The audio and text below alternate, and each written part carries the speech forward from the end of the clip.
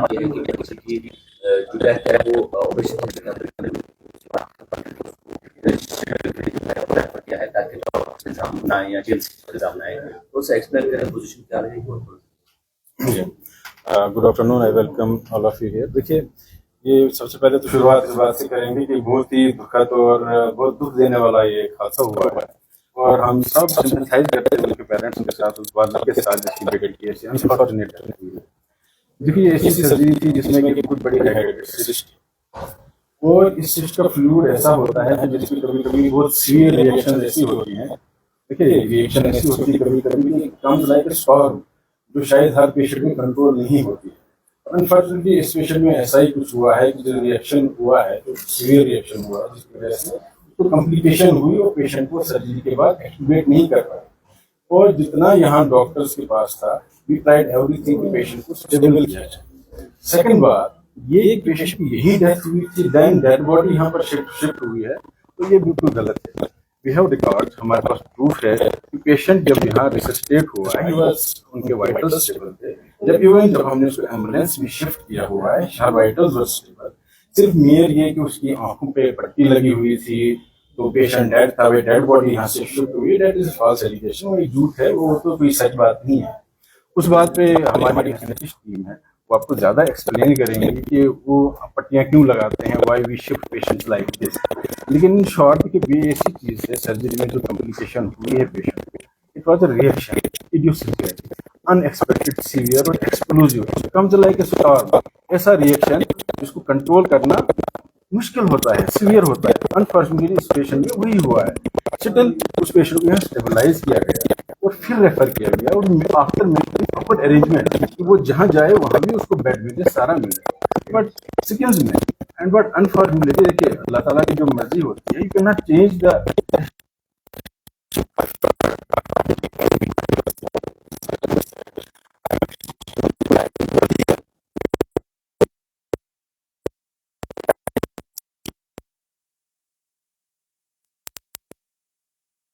Shift होते हैं, वो हमारी एक्चुअली एनेस्थीसिया आपको सर सबसे पहले आप बताइए जी, साढ़े 8 बजे सर्जरी स्टार्ट हुई है। फादर का एलिगेशन है कि 5:30 बजे तक मुझे अंदर न जाने दिया और ना ही मुझे पोजीशन बताई गई, और उससे पहले ये कहा गया कि डॉक्टर बाबर साहब ने जो है ये बोला कि नॉर्मल सर्जरी है, ये कोई कॉम्प्लिकेटेड सर्जरी नहीं है। लेकिन उसके बावजूद भी इतना लंबा टाइम लिया, मतलब लंबा टाइम लेने के बाद ये पोजीशन हमें बताई गई कि आप यहाँ से रिलीज उसको होश नहीं आ रहा है।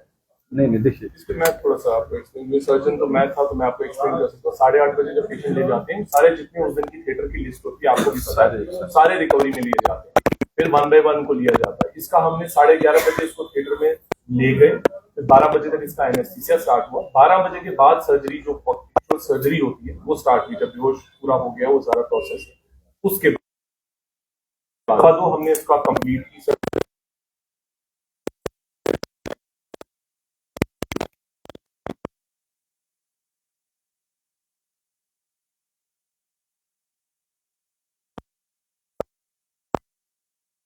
ज्यादा लग रहा है, हमारी एक्सपेक्टेशन से ज्यादा लग रहा है वापस आने में, वील वेट, हम ट्रीटमेंट दे रहे हैं। एंड ऑल थ्रू हम उसको एक्सप्लेन करते रहे, हम ये उसको एक्सप्लेन नहीं किया कि कैसे हो सकता है, हमने उससे अच्छे से सारा कुछ एक्सप्लेन किया कि ऐसे है।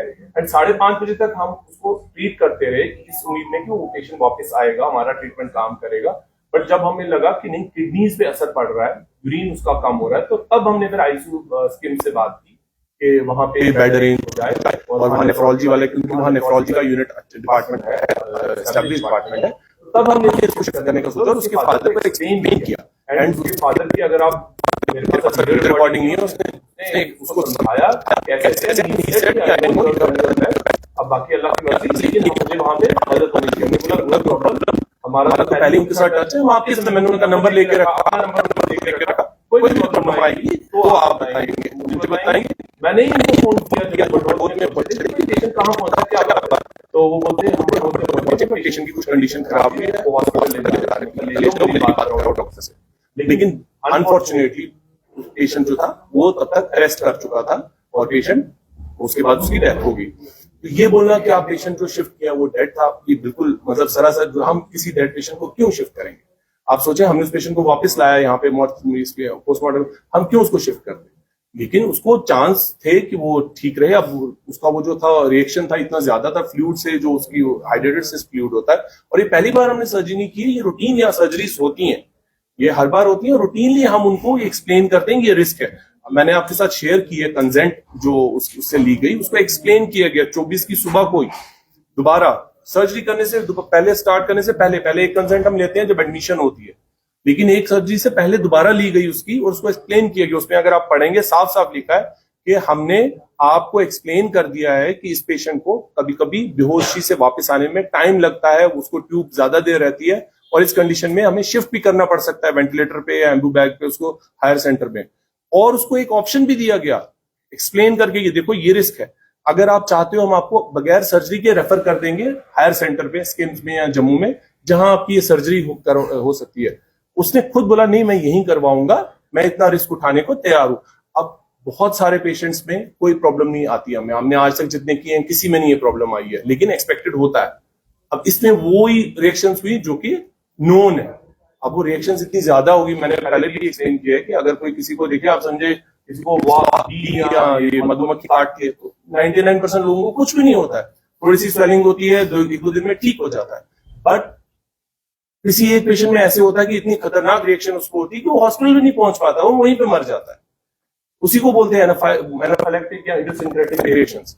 तो ये बहुत ज्यादा होता है, इसलिए अगर किसी में जाए तो उसको थोड़ी सी रिएक्शन होती है, किसी में बहुत ज्यादा होती है। अनफॉर्चुनेटली इस में वही रिएक्शन बहुत ज्यादा हुई, और उसी का हम इलाज भी करते रहते हैं, प्रिवेंट करने के लिए भी और उसके बाद भी। लेकिन वो नहीं सडनली, तो जितना हम कर सकते थे हमने सब किया, बट अनफॉर्चुनेटली वो एक्सपायर कर गई। बाकी एनेस्थीसिया की हेड आपको एक्सप्लेन करेंगे कि कैसे हमने उसको शिफ्ट भी किया, तो उसको वो स्टेप्स कैसे लगी थी। हम एक टीम वर्क होता है जिसमें सिर्फ पर्टिकुलर सर्जन का काम होता है, एनेस्थीसिया फिजिशियन सभी की कंसल्टेशन इसमें ली जाती है। जब पेशेंट को अंदर लिया गया, क्या सिचुएशन थी पेशेंट की, पेरेंट्स कहीं भी कहना है कि हंसती खेलती वो अंदर गई, लेकिन डेड बॉडी बाहर निकाल गई, तो क्या सिचुएशन रही उसमें, क्या? देखिए, पेशेंट हंसती खेलती जैसे वो बोल रहे हैं वो ठीक बता रहे हैं, लेकिन वो जो सिस्ट थी वो ऐसे बाहर से नहीं दिख रहा था ना। वो जैसे सर बता रहे हैं कि सीटी की रिपोर्ट है हमारे पास, तो सिस्ट बहुत बड़ी थी, और वो रिस्क कॉमन मैन को नहीं पता चलता है। इसलिए सर्जरी से पहले एक तो सर्जन का रिस्क होता है, एक एनेस्थीसिया का अपना रिस्क होता है, वो भी हम सर्जन के साथ हो गए। तो हमने, जैसे मेरे डॉक्टर शकील कंसल्टेंट है, उन्होंने खुद जाके पेशेंट से, अटेंडेंट से रिस्क एक्सप्लेन किया और उनको ऑप्शन दिया गया, क्योंकि सिस्ट बहुत बड़ी थी, हम सब जानते हैं, उसकी रिपोर्ट्स हैं हमारे पास, तो उनको बताया गया था कि ये कॉम्प्लिकेशन हो सकती है, और ये नॉन कॉम्प्लिकेशन है हाइड्रेटेड सिस्ट की। और ऐसा भी नहीं है कि यहाँ प्रोसीजर नहीं हुए, लेकिन जैसे सर ने आपको पहले एक्सप्लेन किया कि किसी 100 में से एक पेशेंट जिसको बोलते हैं इडियोसिंक्रेटिक रिएक्शन, कोई भी आज तो सबके पास मोबाइल स्मार्टफोन्स हैं, कोई भी गूगल करके बता सकता है कि इडियोसिंक्रेटिक रिएक्शन है कि हर किसी की फिजियोलॉजी डिफरेंटली, हर किसी की बॉडी अलग बिहेव करती है, चाहे वो किसी भी चीज से हो। जैसे मधुमक्खी की एग्जांपल दी सर ने, तो उसी वजह से ये जो फ्लूइड, सिस्ट का फ्लूइड उसकी बॉडी में गया है, तो इस वजह से इतनी सीवियर रिएक्शन हुई है इडियोसिंक्रेटिक, जो कि नॉर्मल पेशेंट्स में नहीं होती है। जो नॉर्मल पेशेंट्स में होती है तो हम वो मैनेज करने के काबिल हैं, इसलिए सर्जरी की जाती है। अब कुछ लोग बोलते हैं यहाँ क्यों किया गया, वो ऑप्शन दिया गया था, उनको बताया गया था कि ऐसा ऐसा होता है। कभी भी अगर 0.1% चांस भी होता है तो वो एक्सप्लेन किया जाता है अटेंडेंट्स को कि ऐसा है। हमारी तरफ से पूरी कोशिश होती है कि वो ना हो और हम अवॉइड करें, लेकिन सारी चीजें हमारे हाथ में नहीं है। तो वो नहीं, देखिए रिस्क तो होता है, लेकिन जो इडियोसिंक्रेटिक रिएक्शंस हम बोल रहे हैं, कुछ होता है कि कोई जो कॉमन रिस्क है उनका बैकअप प्लान हमारे पास था, तभी ये सर्जरी यहाँ की गई है। ऐसे नहीं है कि हमने कोई एक्सपेरिमेंट या एडवेंचर किया है, वैसा नहीं था। लेकिन जो इडियोसिंक्रेटिक रिएक्शंस की बात हम कर रहे हैं वो rare of the rarest cases में होती है, और वही इस बच्ची के साथ हुआ है। पोस्टमार्टम की रिपोर्ट्स के बाद और कंफर्म हो जाएगा कि एक्चुअली हुआ क्या, क्योंकि नॉर्मली 15-20 मिनट के सर्जरी के बाद पेशेंट होश में आ जाता है, और ये होश में नहीं आ रही थी बच्ची।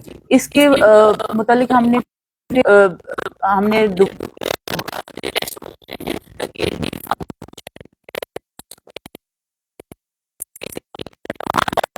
बना रही थी बच्ची, तो उससे हमने ये decide किया था कि इसको present करें, जहाँ पे कॉलेज तो schemes रहे, और सभी खुद एफर्ट लगा के वहाँ अरेंजमेंट, उनसे बात, हेड ऑफ द जो यूनिट है नेफ्रोलॉजी उनसे बात की कि इनको अब भेजा जाए क्या, ताकि पेशेंट ऐसे सफर ना हो। बाकी ऐसा जो ये बोल रहे हैं कि पट्टियां लगा के डेड बॉडी शिफ्ट की है, वैसा नहीं होता है। जब भी हम जनरल एनेस्थीसिया देते हैं उसमें पेशेंट पूरा बेहोश होता है, अगर उसकी आंखें खुली है तो वो अपनी आंखें शट नहीं कर सकता है, तो अगर खुली रहेंगी कोई भी डस्ट है या एयर के साथ ही तो ड्राइनेस हो जाती है, कॉर्निया, कंजक्टिवा। उसके बाद क्या होता है कि सर्जरी के बाद विजन लॉस होने की कॉम्प्लिकेशन हो सकती है, इसलिए हम शट करते हैं और टीयर ड्रॉप्स भी डाले जाते हैं। तो वो रीजन है कि बंद की थी आंखें, बट लेमैन ऐसे बोलते हैं कि नहीं ये मर गई थी इसलिए आंखें बंद थी, तो फिर हमें खुली रखनी चाहिए। वो नहीं है जो आप मैं एक्सप्लेन कर रही हूँ कि जब भी पेशेंट होश में नहीं होता है उसकी आंखें बंद की जाती हैं ताकि कॉर्नियल और कंजक्टिवल इंजरी ना हो और विजन में कोई प्रॉब्लम ना हो पेशेंट के। अरे सर, डॉक्टर अग्रवाल एक बात ये वो डॉक्टर्स को होता है, लेकिन आज की सिचुएशन में डॉक्टर्स को खुलेआम पीटा जा रहा है, तो क्या आपको लगता है कि डॉक्टर्स का जो ड्यूटी बिहेवियर, स्टाफ का जो बिहेवियर आम पब्लिक के साथ है, वो सिचुएशन आज बनी हुई कि कोई भी जीएमसी के खिलाफ या कोई डॉक्टर्स के खिलाफ मार देने या बोलना शुरू हो जाता है?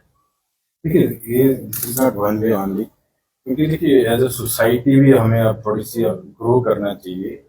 हमारी सोसाइटी और डॉक्टर्स के बीच में, पेशेंट्स एंड डॉक्टर हैं, मीडिया और डॉक्टर्स के बीच में इतनी दूरी और मिसट्रस्ट दिन ब दिन ऐसा बढ़ता जा रहा है।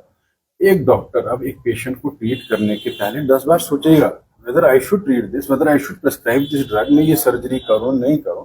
Complications they are a part of this profession. कुछ कॉम्प्लिकेशंस नोन है जो आप रेडी होते हो, यू विल ट्रीट देम। कुछ ऐसी reactions idiosyncratic nobody is prepared, जब वो होंगी only then you will search for these things, उसको ट्रीट करेंगे। तो इन चीजों को अगर डॉक्टर पे ब्लेम कर दिया जाए, भाई डॉक्टर नहीं कर दिया, उसी ने मार दिया, तो then this will be very difficult कि एक डॉक्टर किसी भी सोसाइटी में अपना हेल्थ केयर सिस्टम, वो अपनी सर्विसेज प्रॉपरली और सिंसियरली दे पाए। तो ये हमारी जो सोसाइटी रिस्पॉन्सिबिलिटी बनती है, मीडिया की, जो हमारी पब्लिक होती है उनकी, और जो सिविल सोसाइटीज है उनको भी अवेयर होना चाहिए भाई, उनको भी डिफरेंशिएट होना चाहिए कि भाई कॉम्प्लिकेशन अलग चीज है, नेग्लिजेंसेस अलग चीज है, जो चीज ट्रीट हो सकती है वो अलग चीज है, जो अनएक्सपेक्टेडली एज अ स्टॉर्म आ जाए उनकी मैनेजमेंट डिफरेंट होती है।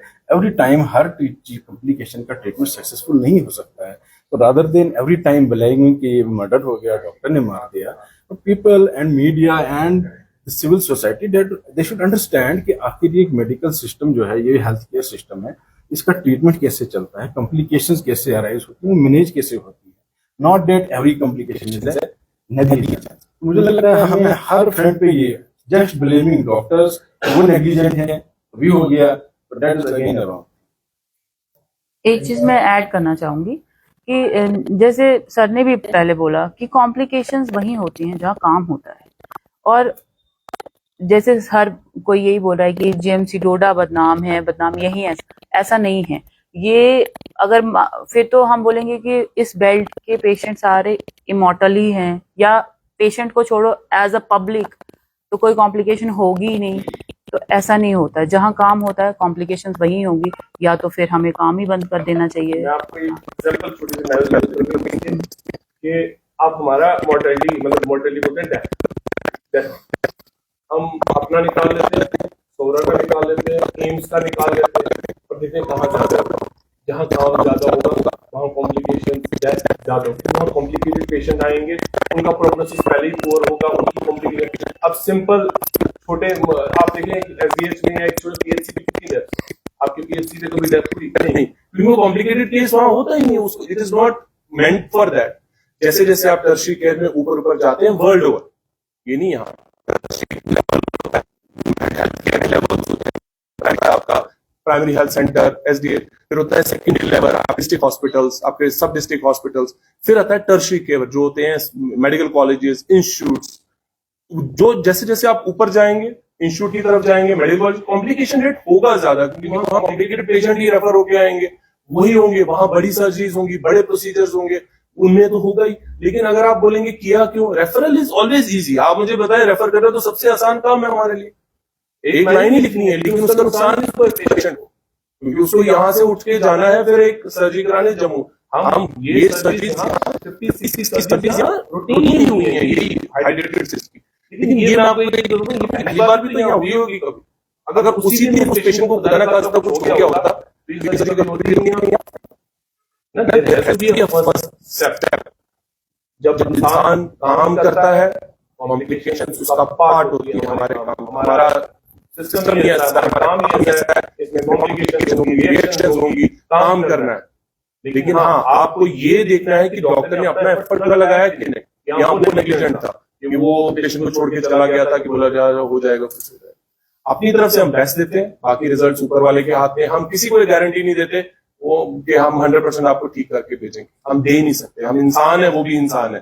अगर हम खुदा का कोई होते पार्ट तो फिर हम दे सकते थे गारंटी। और आपने मुझे पता था कई बात की कि ऐसी कुछ कंडीशन है कि हम उनको अगर ठीक कर सकते हैं, उसके तहत उन्होंने मैं आपको बताता हूँ, जब हमने उनको पहली बार देखा तो मैंने उनको बोला यहाँ ऑपरेशन हो सकता है, मैंने बोला यहाँ ऑपरेशन हो सकता है, लेकिन रिस्क है, वो हर जगह आप रिस्क है, ये प्रॉब्लम ही ऐसी है। वो सारे तो हम उनको एक्सप्लेन करते हैं। अब देखिए ब्लड हमने अरेंज किया, उसको 2 यूनिट्स हमने ब्लड अरेंज की, एक उसके फादर ने की, हमने खुद ही ब्लड बैंक हमने बोला इसके साथ एक ही है अटेंडेंट, हम इसको नहीं बोलेंगे, दूसरा हमने खुद ही अरेंज करेगा।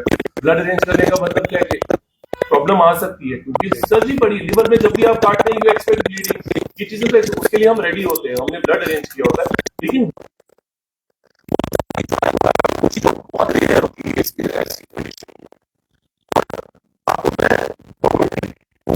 उसको ये